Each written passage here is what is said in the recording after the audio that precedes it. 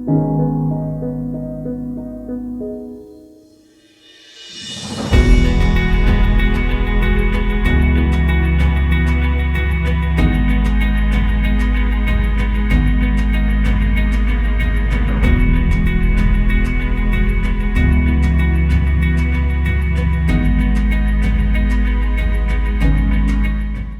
Everyone, मेरा नाम निधि भारद्वाज है। MPPSC 2020 में मेरी सेकंड रैंक आई है। इस वीडियो के माध्यम से मैं आपसे अपने फेलियर्स और अपने लेसन शेयर करूंगी।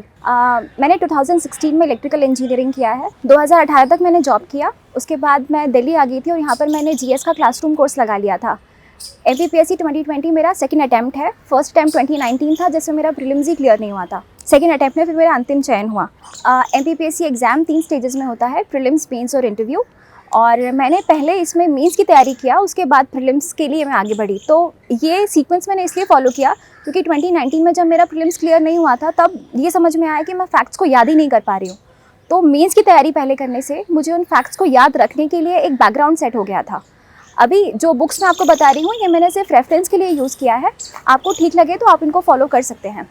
जो अब हमारे जो प्रीलिम्स है उसमें 10 यूनिट होती है। उसमें से पहली 4 जो MP वाली यूनिट है, उसके लिए मैंने पुणेकर पब्लिकेशंस और महावीर पब्लिकेशंस की किताब अपने फर्स्ट अटैम्प्ट में पढ़ी थी। इसके बाद सेकंड अटैम्प्ट तक परीक्षा धाम करके एक नया आए हैं और उनकी बुक से मुझे काफ़ी हेल्प मिला था। तो ये तीनों बुक्स को मैंने मल्टीपल रिविजन्स किया MP के लिए। करंट अफेयर्स के लिए मैंने 2 किताबें मेनली रेफ़र करी थी, एक स्पीडी रेफ़र किया था और एक एग्जामपीडिया। और इसके बाद मार्केट में जो भी मुझे करंट अफेयर्स का मटेरियल मिलता था, मैं उसको फॉलो करती हुई चली जाती थी, क्योंकि मुझे ऐसा लगता है कि MP को छोड़ के जो बाकी करंट अफेयर्स है वो हर बुक में किसी भी तरीके से पूरा नहीं मिल सकता है। तो आप मल्टीपल सोर्सेज को रेफ़र कर सकते हैं। GS के लिए, GS फॉर प्रीलिम्स, मैंने सिर्फ ल्यूसेंट पढ़ा था और उसी को बार बार रिवाइज़ किया था, क्योंकि मैं पहले मेंस कर चुकी थी। तो मुझे जो फैक्ट्स याद करने थे पॉलिटी या इकोनॉमी, हिस्ट्री के, उनमें ज़्यादा तकलीफ नहीं आया। एक बार प्रीलिम्स को पूरा फोकस कर लेते हैं, इसके बाद टेस्ट सीरीज़ लगाना बहुत ज़रूरी है, क्योंकि आप अभी भी MPPSC का प्रीवियस ईयर क्वेश्चन उठा के देखेंगे तो आप उसमें से 100 में से 60 या 65 क्वेश्चंस बहुत ईजीली कर पाएंगे। जो पूरा थ्रेशोल्ड है, मतलब जो आपको इन या आउट कराता है, वो नेक्स्ट के 10 to 15 क्वेश्चंस होते हैं। और उसके लिए बहुत ज़रूरी है कि आप जो एग्ज़ाम का पैटर्न है या प्रोसेस है, उसको बहुत अच्छे से समझ लें। इसके लिए मैंने किसी भी 2 संस्थान की टेस्ट सीरीज़ आप ले सकते हैं। बहुत ज़्यादा मत लीजिएगा, अदरवाइज़ आप क्वेश्चन लगाने के बाद उसको एनालाइज करने का समय ही नहीं दे पाएंगे। तो किसी भी 2 कोचिंग इंस्टीट्यूट की टेस्ट सीरीज़ लीजिए और उसको बहुत अच्छे से फिनिश कर लीजिए और एनालाइज करिए कि कौन कौन से टॉपिक्स में आपसे गलती हो रही है। दूसरी बात एक और है कि प्रीलिम्स नॉलेज का इतना नहीं है जितना कि आपका प्रेशर मैनेजमेंट का है। कई बार हम जो क्वेश्चंस हम नॉर्मली ठीक करते हैं, वो वहाँ पे जाके हम गलत OMR फिल कर देते हैं। तो फॉर प्रीलिम्स अपना ध्यान बिल्कुल प्रॉपर्ली करना है और क्वेश्चंस को इतना प्रैक्टिस कर लेना है, क्वेश्चंस प्रैक्टिस करने हैं, अपनी गलतियों का एनालाइज करना है, ताकि आप मेन एग्जाम में जाके गलती ना करें। मेंस के लिए भी हमें सेम करना है कि अभी आपके पास 2020 और 21 2 बार के टेस्ट पेपर्स आ चुके हैं। आप उनको एनालाइज करिए और जो 3, 5 और 11 मार्कर्स हैं, इन तीनों में क्या क्या डिफरेंट तरीके से तैयारी करनी है, वो आपको एनालाइज करना पड़ेगा। 3 मार्कर्स में क्या है कि वो बिल्कुल ही फैक्ट्स बेस्ड क्वेश्चंस है। जैसा जब हम प्रीलिम्स की तैयारी करते हैं, उस समय पे जो हमारे फैक्ट आते हैं, जो करंट अफेयर्स के फैक्ट होते हैं, स्कीम्स होती हैं या टर्मिनोलॉजीज़ हैं, पर्सनालिटी बेस्ड क्वेश्चंस हैं, वो सब 3 मार्कर का पार्ट हो जाएगा। उसके लिए आपको एडिशनल तैयारी करने की ज़रूरत नहीं है, बट आपकी प्री के जो मटीरियल है उसको ब्रशअप करते जाना है। और कई बार ऐसा होता है कि 3 मार्कर्स में आपको ऐसा लगेगा कि ये क्वेश्चन बिल्कुल ही समझ में नहीं आ रहा है, तो घबराने की ज़रूरत नहीं है। मेरे भी जब मैं 2020 का पेपर लिख रही थी, तो सारे पेपर में 8 से 10 3 मार्कर्स ऐसे थे जो मैंने बिल्कुल ही ब्लैंक छोड़े थे। उनको कवर करने के लिए हमें 5 और 11 मार्कर में अपना पूरा फोकस करना पड़ेगा। अब जो 5 मार्कर्स आते हैं वो भी 2 टाइप के होते हैं। पहले जो सीधा ही फैक्चुअल है, और दूसरे वो जिसमें थोड़ा सा आपको एनालिसिस करना है। एनालिसिस भी नहीं, थोड़ा सा ओपन एंडेड होता है, जैसे कि उसमें क्वेश्चन में ही लिखा होगा कि इस पर चर्चा करें या इसकी भूमिका बताएं, इस पर टिप्पणी करें। तो और इन दोनों टाइप के क्वेश्चंस का रेशियो 50-50% होता है। तो जो फर्स्ट टाइप के क्वेश्चंस हैं, जिसमें से फैक्ट लिखना है, तो उसमें आपकी जो 3 मार्कर वाला नॉलेज है, उसी सेम को थोड़ा सा इंट्रोडक्शन और कंक्लूजन के साथ, फिर उसमें थोड़े सा आप स्टैटिस्टिक्स डाल दीजिए, एग्जाम्पल्स दे दीजिए, और इसी को एक्सटेंड करके 5 मार्कर में कर सकते हैं। जो सेकंड टाइप का क्वेश्चन है, जिसमें 5 मार्कर्स में आपको थोड़ा सा ओपन एंडेड सवाल आता है, वो जैसे कि 2020 में एक क्वेश्चन आया था कि आपको प्राचीन भारतीय साहित्य पर ऐसे लिखना था। अब 5 नंबर में ऐसे लिखना बहुत मुश्किल है। यदि आपने अपनी नॉलेज को कंसाइज करके नहीं रखा है, तो आप एक नियत समय में उसको पूरा नहीं कर पाएंगे। अब मैं यहाँ पर आपको अपने सोर्सेज के बारे में बताऊँगी जो मैंने मेंस के लिए स्पेसिफिकली रिटर्न पार्ट के लिए फ़ोकस किया। मैंने क्या किया कि जो इंग्लिश मीडियम है उसके लिए कोई भी ऐसी कोचिंग या मतलब ऐसे नोट्स अवेलेबल नहीं है इंदौर में इस समय जिसको आप कम्प्लीटली रिलाई कर पाएँ। तो मैंने एक हिंदी मीडियम संस्थान से ही नोट्स लिए और उनको अपना रेफरेंस मान के अपने खुद के नोट्स बनाने शुरू किए। मैंने ये उनसे समझा कि किसी भी टॉपिक की डेप्थ कितनी है, वो डेप्थ मुझे उन नोट से मिला और उसके बाद उसका मटेरियल मैंने खुद से बनाया। क्योंकि मैं यूपीएससी की कोचिंग कर चुकी थी कॉम्प्रिहेंसिव जीएस के लिए, तो मुझे उसमें से अपने मटेरियल को कट शॉर्ट करना पड़ा। यूपीएससी की तैयारी में आपको चीज़ों को बहुत ही डेप्थ में पढ़ना पड़ता है और यहाँ पर आपका विड्थ बहुत हाई होता है। तो मैंने उस कंटेंट को यूज़ करते हुए अपने यहाँ के 5 मार्कर्स और 11 मार्कर्स में डालना शुरू किया। अब मुझे नोट्स को मैंने बैकग्राउंड बनाकर जो भी टॉपिक है उसकी डेप्थ समझ लिया। इसके बाद जैसे जो गवर्नमेंट साइट्स होती हैं, पीआईबी हो गया, विकासपीडिया हो गया, या जो बड़े अभी यहाँ के कोचिंग संस्थान हैं इनके पेजेस हैं, इनसे मैंने बाकी टॉपिक्स पे 2-2 पेज का नोट कंप्लीट कर लिया कि आपको आपका कंटेंट हमेशा रेडी रखना है। अभी बाकी सबसे पहले बुक्स में एनसीईआरटी आएगा। एनसीईआरटी आपको 9 से 12 तक की पूरी कंप्लीट करनी है। आप इस बार का भी 2021 का भी पेपर देखेंगे तो जो साइंस का पेपर है जिससे मूलतः बहुत सारे लोग डरते हैं, उस वाले पेपर में भी एनसीईआरटीज़ पढ़ के ही आप क्वेश्चन सॉल्व कर पा रहे थे। मतलब स्पेसिफिकली साइंस वाला पार्ट वो एनसीईआरटी से बाहर नहीं जा रहा है। तो आप नोट्स कहीं और ढूंढने की जगह सबसे पहले एनसीईआरटीज़ फिनिश करें। इसके बाद आपका जो मटेरियल है उसी मटेरियल में ऐड ऑन करने के लिए नया रेलेवेंट कंटेंट डालें। तो वो मैंने यहाँ के अपने नोट से फिनिश किया, गवर्नमेंट साइट से लिया। और जैसे हमारे कुछ टॉपिक्स हैं जो डायनामिक होते हैं नेचर में, जैसे वाटर कंजर्वेशन, डिजास्टर मैनेजमेंट, इन सारे टॉपिक्स के लिए मैंने मेंस 365 आता है यहाँ पे विजन आईएएस का, उसको यूज़ किया था। मतलब मैं ऐसा बिल्कुल नहीं कह सकती कि आप एक कोई सोर्स पढ़ लें तो वो सोर्स आपको कम्प्लीटली हेल्प कर जाएगा। मैंने बहुत सारे सोर्सेज लिए हैं और हर सोर्स से थोड़ा थोड़ा लेके अपना फाइनली नोट्स प्रिपेयर करे हैं, जो कि मैक्सिमम 2 पेज के होते थे। क्योंकि आप ये मानिए हमारा जो पेपर है उसमें हाईएस्ट मार्क्स 11 मार्क्स है, जिसमें 2 पेज लिखना होता है। तो किसी भी टॉपिक पे रिसर्च नहीं करना है, बहुत डीप में नहीं जाना है, लेकिन हर टॉपिक में आपके पास एक रेलेवेंट नोट प्रिपेयर होना चाहिए। बाकी और जो एमपी के स्पेसिफिक टॉपिक्स होते थे उसके लिए अब वो मुझे यहाँ पे अवेलेबल नहीं हो पाएगा, तो मैंने वहाँ पे जितने नोट्स थे उन सारे नोट्स में से 2 संस्थान, और जैसे कि एमपी के रियासत है तो अब आप 6 से 7 कोचिंग के नोट्स लेकर और उनसे मत बनाइए, कोई भी 2 ले लीजिए। उन दोनों में से जो कॉमन पॉइंट्स हैं, जो एडिशनल हैं, उनको मिला के अपना नोट तैयार कर लीजिए। फिर उतने पे भरोसा रखें कि अब जो भी सवाल आने वाला है मैं इसी 2 पेज के कंटेंट में से उसको अटेम्प्ट करने वाली हूँ। और मैं हमेशा कोशिश करती हूँ कि मैं हमेशा जो प्राइमरी सोर्सेज हैं उनको रेफर्स करूँ। जैसे कि अगर मुझे एमपी के लिए कोई पॉलिसी पढ़नी है तो हम मध्य प्रदेश का बजट उठाएंगे। Atal Bihari institute of good governance है, मैंने उसमें जो रिपोर्ट्स डाली हुई हैं सरकार ने, उन रिपोर्ट्स को पढ़ा था। और उससे क्या होता है कि आपको सरकार का दृष्टिकोण पता लगता है। आप जनसंपर्क को डेली पढ़ें, मतलब वो इसके लिए है ताकि सरकार की जो नीतियाँ चल रही हैं उनका ऑब्जेक्टिव क्या है वो आप किसी स्टैंडर्ड या किसी रेफरेंस बुक से तो बाद में पढ़ने ही वाले हैं ना, वहाँ से पढ़ने से अच्छा है कि आप खुद उसको प्राइमरी सोर्स से पढ़ें। तो इससे फ़ायदा क्या होगा, इससे मुझे प्रीलिम्स में भी फ़ायदा मिला। जो हमारी यूनिट 10 है वो कमीशंस पे बेस्ड है, तो रादर देन कि आप किसी बुक से पढ़ लें, आप हर उस कमीशन की वेबसाइट पे जाके अगर अबाउट अस पढ़ते हैं तो उसमें वो पूरी इन्फॉर्मेशन है जो आपकी क्वेश्चन में आने वाली है। इससे आप फर्स्ट हैंड नॉलेज ले रहे हैं।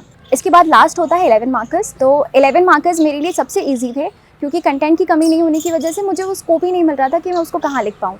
तो 11 मार्कर्स में मैंने हर एक क्वेश्चन का एक ऑलमोस्ट रफ स्ट्रक्चर मेरे पास रेडी था कि मेरा इंट्रोडक्शन क्या होना चाहिए, और मैंने जो हमारा सिलेबस है उसमें हर एक यूनिट है, तो यूनिट के अनुसार मैंने ये एक सोच के रखा था कि इस यूनिट में से 11 मार्कर इसमें बनने के चांसेस हैं, इस टॉपिक का स्कोप इतना है। तो हर उस क्वेश्चन को मैंने पहले से ही खोज के रखा था।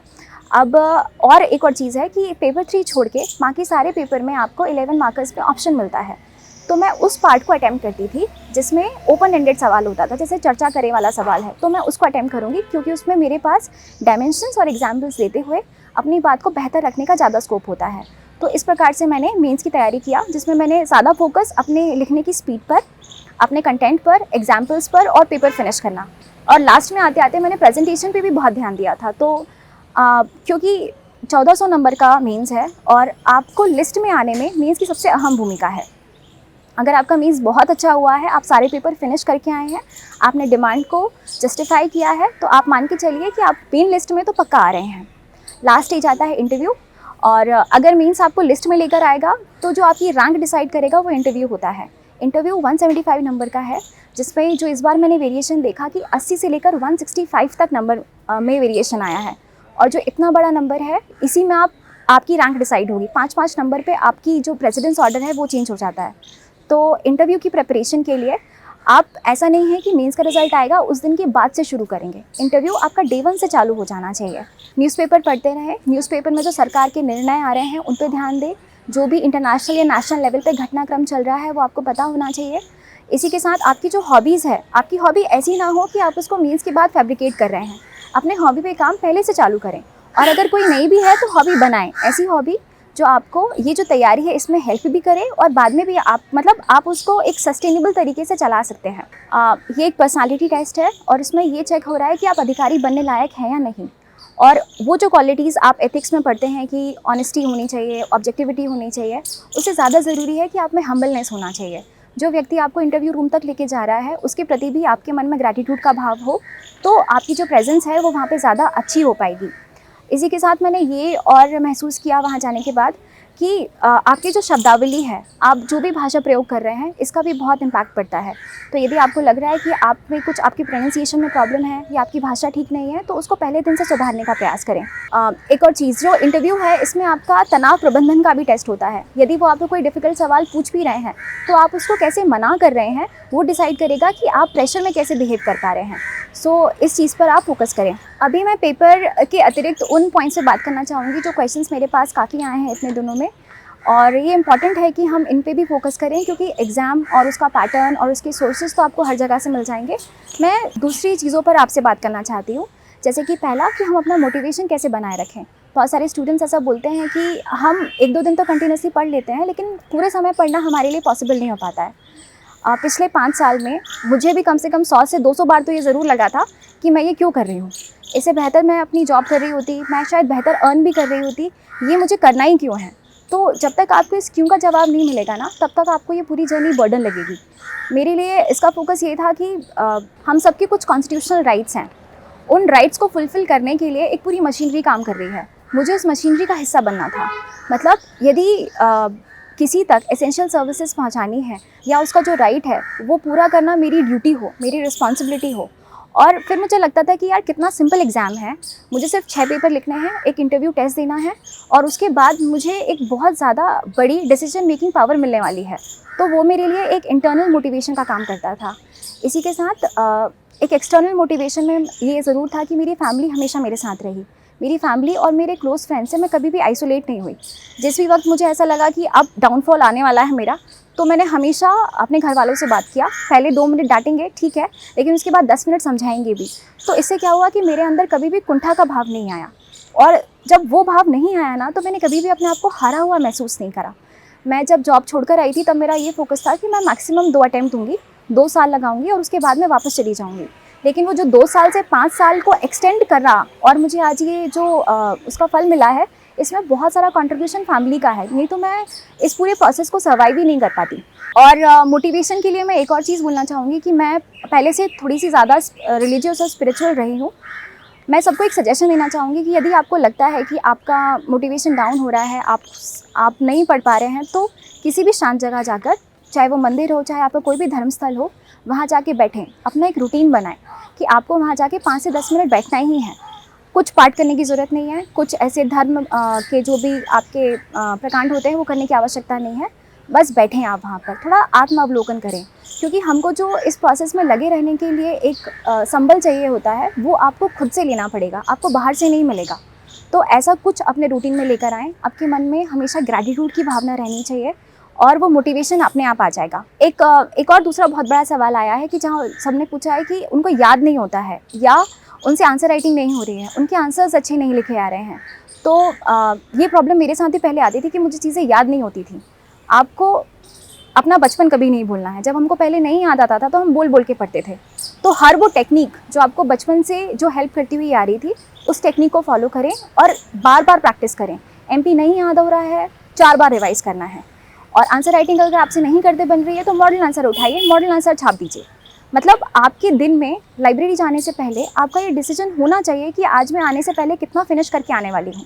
यदि वो मोटिवेशन आपके साथ जाते से ही रहेगा तो आप मान के चलिए कि शाम को आपको कभी भी निराशा नहीं लगेगी कि पढ़ाई नहीं हुई या मैं कर नहीं पाया या ये मोटिवेशन नहीं आया। और दूसरी बात, कई बच्चे क्या करते हैं कि पूरे समय तक प्रीलिम्स मोड में ही पढ़ाई कर रहे हैं कि जब तक प्रीलिम्स नहीं होता है तब तक आंसर नहीं लिखेंगे। तो ये एग्ज़ाम का मोस्ट इंपॉर्टेंट स्टेज मेंस है और इसमें आपको दिन में 3 घंटा लगभग 60 क्वेश्चन पूरे तरीके से हल करने हैं। तो यदि आप दिन का 20 से 30 पेज नहीं लिख रहे हैं तो आप अपने आप को तैयारी नहीं कर रहे हैं उन 6 दिनों के लिए। तो अपने दिन को 2 भाग में डिवाइड करिए, पहले में पढ़ना है, दूसरे में लिखना ज़रूर है। नहीं लिखा जा रहा है, सेम आंसर को 5 बार लिखिए, उसको चेक कराइए। आपको लग रहा है इसको इम्प्रूवमेंट की ज़रूरत है, इम्प्रूव करिए। 2020 का जब मैं मेंस लिख रही थी उसके पहले और उस एग्ज़ाम लिखने तक मेरे जो मार्क्स में इम्प्रूवमेंट आया था उस पूरे में मैंने उसको बार बार लिखा था। मैं सेम आंसर को 4 बार लिख चुकी थी। तो मुझे ये क्लियर था कि जब मैं फाइनल पेपर में आएगा तो मैं इसको कैसे अटेम्प्ट करने वाली हूँ। तो जितना आप पहले प्रिपेयर रहेंगे उतना एग्ज़ाम में बेटर परफॉर्म हो पाएगा। एक और सवाल आता है कि हमें सोशल मीडिया का कितना उपयोग करना है। तो अगर मैं ऐसा बोलूँ कि अब आपको सोशल मीडिया पूरी तरीके से बंद कर देना है तो ये इम्पॉसिबल है। बस ये ज़रूर मैं बोलूँगी कि आप जो भी मीडिया यूज़ कर रहे हैं आप उसको अपने रेफरेंस में यूज़ करें। जैसे कि यूट्यूब देखना है, बिल्कुल यूट्यूब देखिए, लेकिन उसमें आप बाकी एंटरटेनमेंट के साथ ये भी देखिए कि एआई के कितने नुकसान या फ़ायदे हैं, क्योंकि वो आपका टॉपिक है सिलेबस का। डिज़ास्टर मैनेजमेंट में क्या हो रहा है, वैक्सीनेशन के कितने लेवल हैं, या चंद्रयान 3 के क्या कौन से पार्ट्स हैं। तो इससे क्या हो रहा है, आप अपना एंटरटेनमेंट भी कर रहे हैं क्योंकि आप ऑडियो विजुअल्स में चीज़ों को देख रहे हैं, लेकिन आपके काम भी आ रहा है। और हर वो चीज़ जो एक लिमिट के क्रॉस चली जाएगी वो आपके लिए फिर नुकसानदेह रहेगी, तो उस पर आपको फोकस करना है। अंत में मैं ये कहना चाहूँगी कि ये एग्ज़ाम सूटेबिलिटी का एग्ज़ाम है। ये एग्ज़ाम ये चेक नहीं करता है कि आप कितने ब्रिलियंट हो, आपका एकेडमिक रिकॉर्ड कितना अच्छा है। ये एग्ज़ाम ये चेक कर रहा है कि आप कितने पेशेंस के साथ ये जो लंबा लगभग 1 से 1.5 साल का प्रोसेस होता है इसमें कितना कंसिस्टेंटली पढ़ाई कर पा रहे हो। यदि आपने वो बेसिक काम पूरा किया है तो एग्ज़ाम आपका क्लियर होगा, और यदि नहीं भी हुआ ना तो आप इतना ज़्यादा सीख के जाओगे कि आप हर फील्ड में अच्छा करोगे। और तो इसलिए अपने आप को कभी भी ईगो में लेके नहीं आना है कि ये मेरे से नहीं हो रहा है, क्या मैं ये कर सकता हूँ कि नहीं कर सकता हूँ। आप बस अपनी मेहनत पे भरोसा रखो और काम करते चलो। और जब आपके 2 या 3 अटैम्प्ट ऐसे हो जाएं जो आपने बहुत सीरियसली दे चुके हैं तो आप कोशिश करें कि आप प्लान बी की तरफ भी सोचें, क्योंकि ये प्रोसेस, ये एग्ज़ाम में जो विनिंग या ऐसा बोलना चाहिए जो मार्जिन है वो बहुत ही कम है। अगर हम इसके भरोसे बैठे रहेंगे तो जो हमारे इम्पॉर्टेंट ईयर्स हैं उन सालों में शायद हम उतना जस्टिस ना कर पाएँ। तो कोशिश करें कि अटैम्प्ट पहले से सोच के रखें। जब आप तैयारी शुरू करें तब आपका ये क्लियर होना चाहिए कि मैं इतने समय में तैयारी करके वापस जाऊंगा या वापस अपने दूसरी चीज़ अपना फोकस करेंगे। और बाकी मेरी हर एक स्टूडेंट को बहुत बहुत शुभकामनाएं।